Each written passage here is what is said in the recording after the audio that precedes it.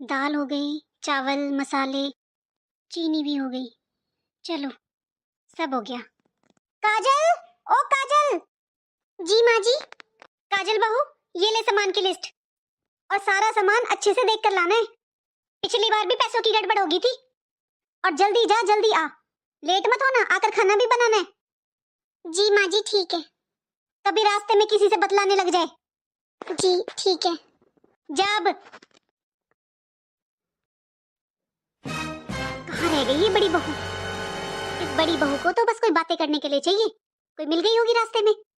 इस बड़ी बहू को तो घर से बाहर क्या निकलने के लिए भेज दूं। ये बड़ी बहू घर से बाहर क्या निकल जाए, बस ऐसे समझती है जैसे कैद खाने से छूट गई हो। माँ जी, आ गई महारानी। टाइम देखा कितना हो रहा है? माँ जी, दुकान पर बहुत ज्यादा भीड़ थी, इसलिए थोड़ा टाइम लग गया। बस बस बस, बंद कर अपनी ये कहानी। जा आप खाना बना दे जल्दी से, मुझे भूख लग रही है। ठीक है माँ जी, अभी लाती हूँ। काजल। जी माँ जी। तुझसे कितनी बार बोला है कि ये आलू बैंगन की सब्जी कढ़ाई में बनाया कर, कुकर में नहीं। फिर भी कुकर में बना दी ना तूने। वो माँ जी, आपको भूख लग रही थी ना, इसलिए मैंने जल्दी की वजह से बना दी। बस उल्टा जवाब देना आता है। अपनी गलती नहीं मानती कभी भी। आगे से आगे जवाब तैयार रहता है तेरा। बहुत फालतू बोलने लगी है तू अब। मुझे समझ में आ रहा है अब। जा, अब खड़ी किस लिए है? जब बाथरूम में मेरे कपड़े पड़े हैं, उनको धुल दे।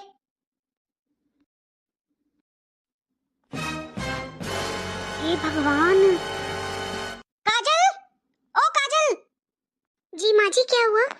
तुझसे कितनी बार कहा है कि मेरी साड़ियों को मशीन में मत डाला कर, मेरी साड़ियों को हाथ से धुला कर दी ना सारी साड़ी खराब। वो माँ जी, कल शाम को मेरे कंधों में थोड़ा दर्द हो रहा था, इसलिए मैंने मशीन में धुल दी थी। तू ये बता मुझे, तू ठीक कौन से दिन रहती है? तेरे तो रोज कहीं ना कहीं दर्द रहता है। कामचोर कहीं की, पूरी साड़ी का नाश कर दिया। समझ में आ रहा है मेरे सब। तू चाहती नहीं है मैं यहाँ पर रहूं, इसलिए तू रोज ये हरकतें करती है। मेरा गुजारा नहीं है यहाँ पर तेरे साथ। मैं नहीं रह सकती अब तेरे साथ। तू मुंह से तो कह नहीं पा रही है कि मैं चली जाऊं घर से, इसलिए तू ऐसी हरकतें कर रही है। दिखाई दे रहे हैं मुझे तेरे रंग ढंग। जा रही हूँ मैं अपनी छोटी बहू के पास, वही करेगी अब मेरी सेवा। छोटी बहू मुझसे हर वक्त हाल चाल पूछती है मेरे फोन पर। उसे मेरी इतनी फिक्र है, वो तो मैं ही नहीं जाती थी उसके पास। और तू अब परेशान हो चुकी है मुझसे। तू सोच रही है कि मैं जाऊं यहाँ से। अरे मम्मी जी आप, और ये इतना बड़ा बैग। अरे बहू, थोड़ी देर बैठने देगी मुझे, या खड़े खड़े ही सारे सवालों के जवाब दे दूं तुझे? नहीं नहीं मम्मी जी, मेरा वो मतलब नहीं था। अब बैठिए बैठिए। और बताइए मम्मी जी, कैसे हो आप? हाँ बहू, मैं बिल्कुल ठीक हूँ। मम्मी जी अब तो बता दीजिए, किसका है ये बैग? ये बैग बहू मेरा है। मैं यहाँ रहने आई हूँ तेरे पास। क्या? लेकिन क्यों मम्मी जी? अरे क्यों से क्या मतलब है? अब बहू मैं तेरे पास ही रहूंगी। पिंकी बहू, अब मैं हमेशा तेरे पास ही रहूंगी। अरे उस काजल ने तो मेरा जीना दुश्वार कर दिया। मैं अब और नहीं रह सकती बड़ी बहू के पास। मैंने तो सोच लिया है बहू, अब मैं बुढ़ापे में तेरे पास ही रहूंगी। यही तू ही कर सकती है मेरी सेवा। क्या? बहू, कुछ कहा तूने?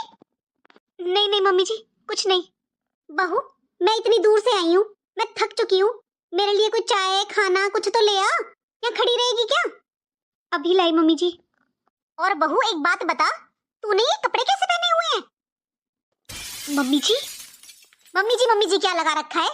ये क्या कपड़े पहन रखे हैं, मैं ये पूछ रही हूँ। अरे बहू बेटी, साड़ी या सूट में अच्छी लगती है, और तुझे तो मैंने सूट पहनने की भी आजादी दे रखी है। तो फिर ये क्या पहन रखा है तूने? जा अब साड़ी पहन कर आ। ठीक है मम्मी जी। आज आया ना जेठानी जी का असली चेहरा सामने। हर टाइम इतना शरीफ बनने का नाटक करती है। भेज दिया मुसीबत को मेरे पास। खुद तो हो गई आजाद, और इस मुसीबत को भेज दिया मेरे पास। अब करो इनकी सेवा। खुद ने तो पीछा छुड़ा लिया, मेरे गले में फांसी का फंदा भेज दिया। अब सुबह टाइम से उठो, साड़ी पहनो, सुबह टाइम से चाय बना कर दो, नाश्ता बना कर दो, नहीं तो फिर इनकी बातें सुनो। ये क्या, अभी तक छोटी बहू सोई रही है? ये तो उठी ही नहीं है। पिंकी, पिंकी बहू, पिंकी, उठना नहीं है क्या आज? दिन निकल आया। पिंकी देख कितनी सुबह हो गई है, दिन निकल गया। चल मेरे लिए 1 कप चाय बना दे। मम्मी जी आपको चाय पीनी थी ना, तो वो तो आप खुद भी बनाकर पी सकते हो।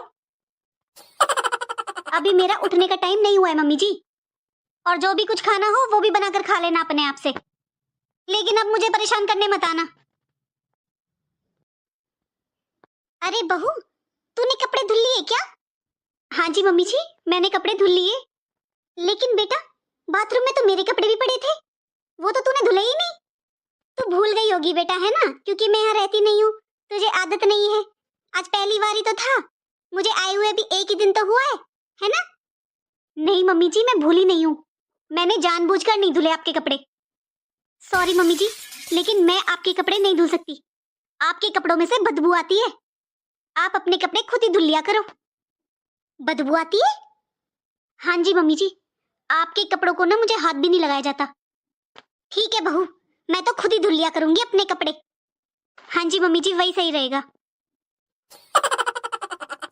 अरे जेठानी जी का फोन। हेलो। हाँ पिंकी। और सुनाओ जेठानी जी, कैसे हो? और कैसे हो क्या? अब तो ठीक ही होंगी ना? सारी मुसीबत की जड़ को तो मेरे पास भेज दिया ना, अब तो मजे कर रही होंगी ना? खुद तो मजे लो, मेरे गले में फांसी का फंदा भेज दिया। अरे पिंकी, ये कैसी बातें कर रही हो तुम? जो सच है वही बोल रही हूँ दीदी। अच्छा पिंकी, एक बार मेरी माँ जी से बात करा दो, 2 दिन हो गए उनसे बात नहीं हुई है। कहाँ पर है वो? अरे मैं नहीं करा सकती अभी, अभी वो बाथरूम में अपने कपड़े धुलने गई हैं। क्या पिंकी, माँ जी अपने कपड़े खुद धुल रही है? हाँ तो आप क्या सोच रहे हो दीदी, मैं धुलूंगी? अरे इतनी बदबू आती है उनके कपड़ों से, मुझसे नहीं धुले जाते उनके कपड़े उपड़े, इतने गंदे कपड़े रहते हैं। मैं नहीं बोला है उनको कि अपने कपड़े वो खुद धुलेंगी। अच्छा मैं फोन रखती हूँ। फोन रखती हूँ, कितनी शरीफ बनती है फोन पर ये जेठानी जी।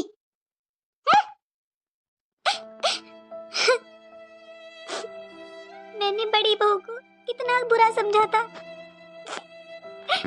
और छोटी बहू को कितना अच्छा। क्या सोचा था, क्या हो गया?